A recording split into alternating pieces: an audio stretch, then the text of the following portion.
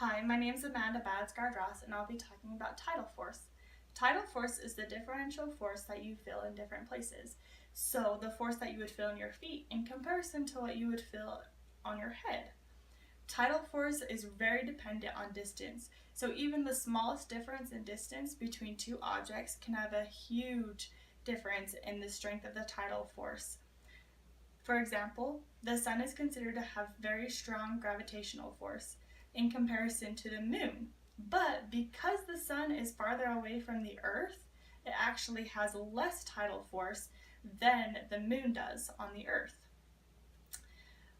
So, as you get closer to things, the stronger the force is, or the stronger that it pulls against whatever is closest to it. An example of this is the force that the earth has on your feet. It has a stronger force on your feet than it does on your head because your head is farther away from the earth.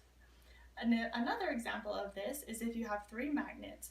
If you have one positively charged magnet in the middle, and then if you had two negatively charged magnets on either side, equal distance apart. So let's say on one side you actually move the negatively charged magnet a little closer to the positively charged magnet.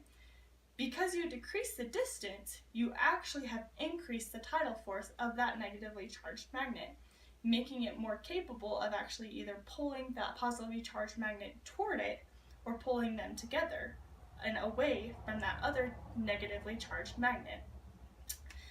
From tidal force, you actually get the term spaghettification. This can be seen when you have two dogs that are pulling on either side of a rubber toy. As in the picture, you can see that the toy is actually being stretched and probably will eventually be pulled apart because of the force that each dog is exhibiting on either side of the toy. This is called spaghettification, where things are eventually pulled apart. And a huge example of tidal force that you can see around us is the moon. The moon has a very large tidal force on the Earth and the Earth's oceans. Because of the distance that the moon is from the Earth, it has that pull on the oceans, which actually where we get the term tidal wave.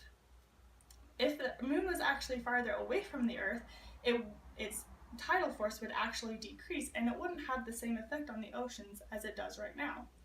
So when you're walking down the beach, or when you're out looking at the moon, or even when you're playing with a dog, you can now understand tidal force and how it works in the life around you.